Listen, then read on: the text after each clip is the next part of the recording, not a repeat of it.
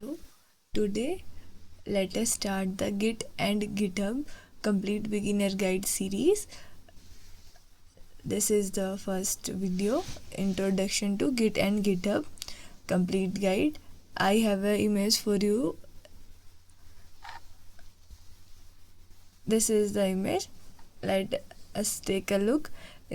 यहाँ पे हमारे पास में स्क्रीन शो कर रखी है. This is the GitHub screen and this one is the split कर रखी है स्क्रीन हमारे पास में. यहाँ पे VS कोड है, यहाँ पे हमारे पास कमांड प्रॉम्प्ट है, ये हमारे पास में गिट का ग्राफ है. हम ऐसा कुछ दिखेगा जब हम इसके ऊपर अच्छे से वर्क करेंगे, जब डीप डाइव करेंगे हमारे सीरीज़ के अंदर. और ये हमारे पास में गिट और गिटहब के बीच में रिलेशनशिप शो कर रखी है, कुछ डायग्रामेटिकली दिखाने का ट्राई कर रखा है.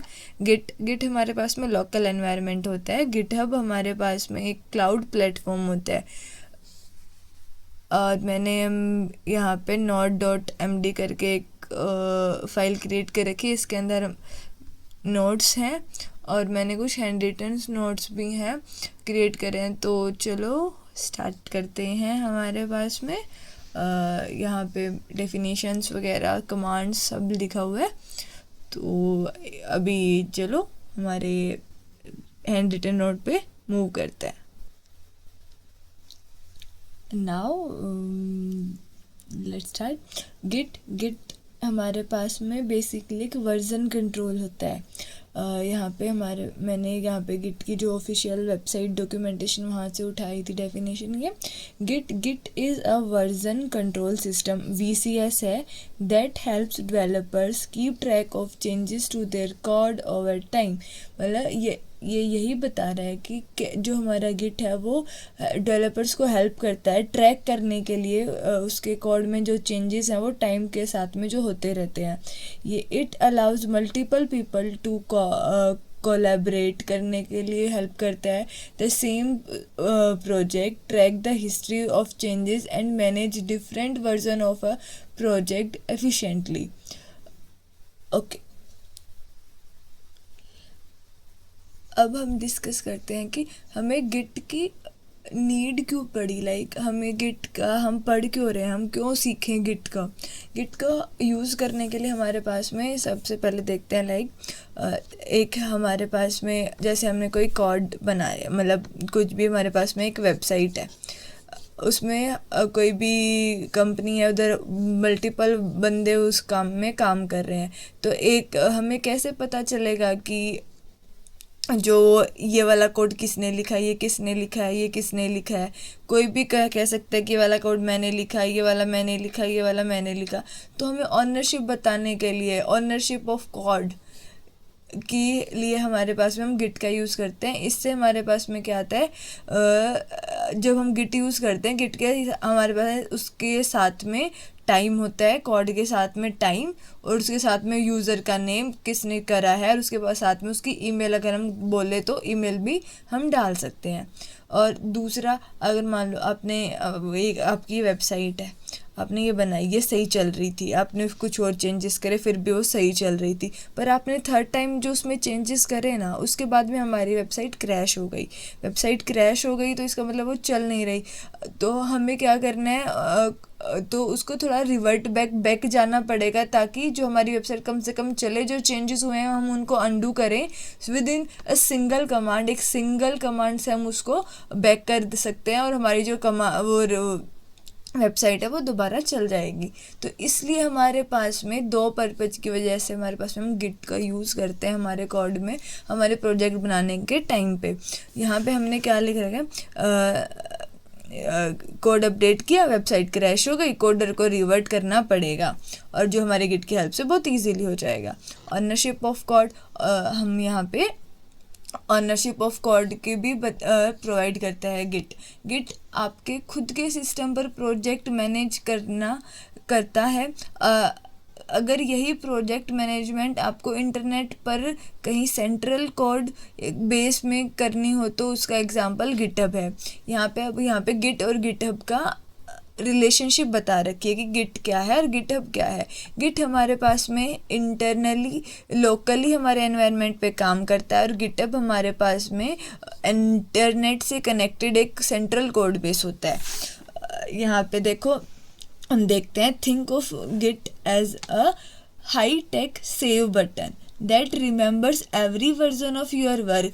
एक हाईटेक सेव बटन की तरह है जो आपके हर एक वर्जन को याद रखता है, रिमेंबर रखता है, ये हिस्ट्री क्रिएट करता होता है हमारे पास में।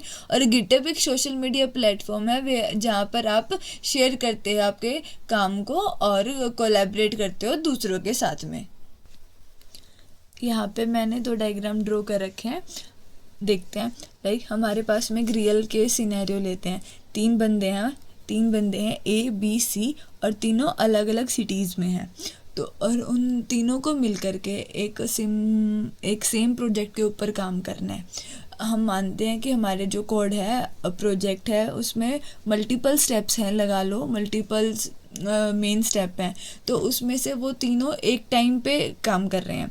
तो मान लो जो हमारा बंदा है उसने कुछ चेंजेस कर दिए, 1 स्टेप वाला चेंज है वो उसने 1 स्टेप क्रिएट कर दिया फर्स्ट वाला। उसके बाद में वो कुछ टाइम के लिए डिस्कनेक्ट हो गया, वो कुछ टाइम के लिए और कुछ करने लगा, वो प्रोजेक्ट से हट गया।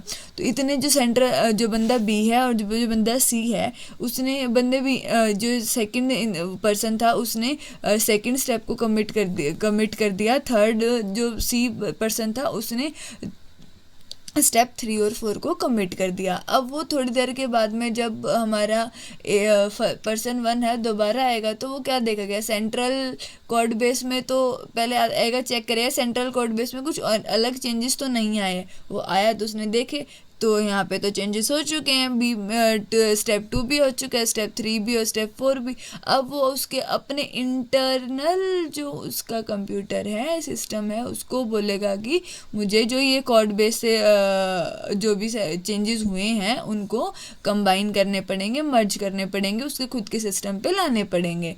तो अब ये सेंट्रल कोड बेस की जो वर्किंग है ना, ये हमारे पास में कुछ नहीं है। ये हमारे पास में एक गिटहब है, गिटहब।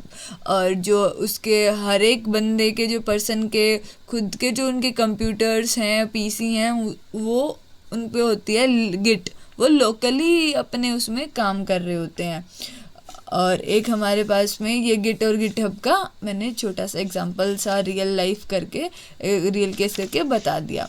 और एक और हम ये लेते हैं, देखो हमारे पास में एक वेबसाइट है, वो 8 PM पे हमारे पास में सही चल रही थी। हमने कुछ और चेंजेस करे 9 PM के अराउंड, तो वो फिर भी वो सही चल रही थी। 10 PM पे हमने कुछ चेंजेस करे और 11 PM में हमने कुछ चेंजेस करे, तो ऊपर उसकी वजह से जो हमारे पास में जो वेबसाइट है वो क्रैश हो गई। तो इसलिए हमें उसको रिवर्ट बैक करके जो 10 PM वाले पे जाना पड़ेगा। ये हमारे पास में वर्जन V है, ये वर्जन 2 है, ये वर्जन 3 और ये वर्जन 4। पर जो हमारे पास में वर्जन 4 है, यहाँ पे हमारी वेबसाइट क्रैश हो गई, तो इसलिए हम इसको पीछे V3 पर गए। और ये V1 V2 V3 है, ये हमारे पास में गिट मेंटेन करता है हमारे वर्जन्स को। बेसिकली हमारे पास में इतना ही था कि गिट हमारे पास में क्या होता है, एक लोकल एनवायरनमेंट को प्रोवाइड करता है जो कि ट्रैक करता रहता है कंटिन्यूअसली आपके जो कोड को। और गिटहब क्या होता है, बस हमें एक टूल है जो प्रोवाइड करता है connectivity with through the internet to all the other systems. Hope आपको समझ आया होगा। Thank you.